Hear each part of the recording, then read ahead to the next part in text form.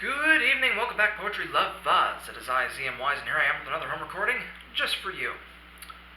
I'd like to take a moment to just tell you about this wild experience I had quite a few years ago. I know some curious folk long for the full-scale abduction experience. I wish they wouldn't. As much as I adore curiosity, as much as I cherish curiosity, don't go there. As I was driving home late one night from a pub, I should probably premise this by saying that whenever I'm at a pub I don't really drink. I mostly go there to write in my current notebook, or I might buy a drink for a friend or whatnot. I contribute to the bar in some way. I don't go there to just loiter. That's ridiculous.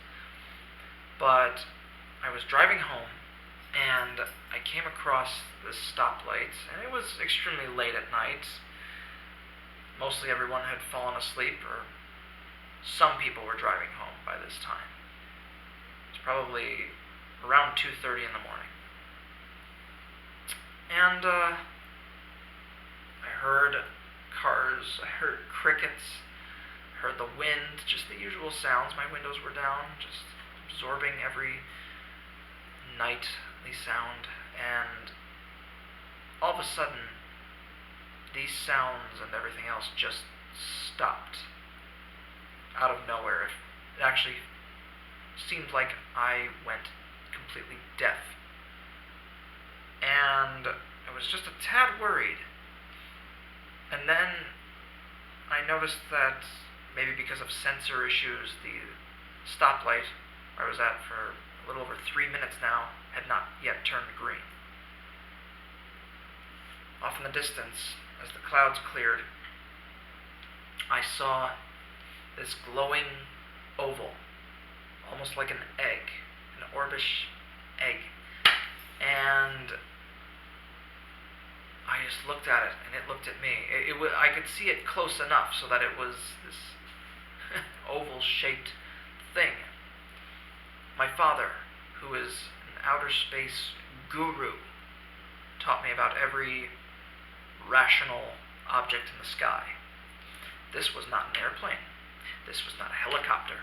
This was not a drone, which is probably the only object out of these many choices that can stay perfectly still in the night air and would just hover there.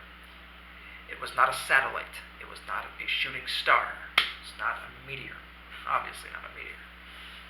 Wouldn't have this bluish, whitish glow. I knew what it was. At first I was startled, but then I felt comforted, extremely comforted.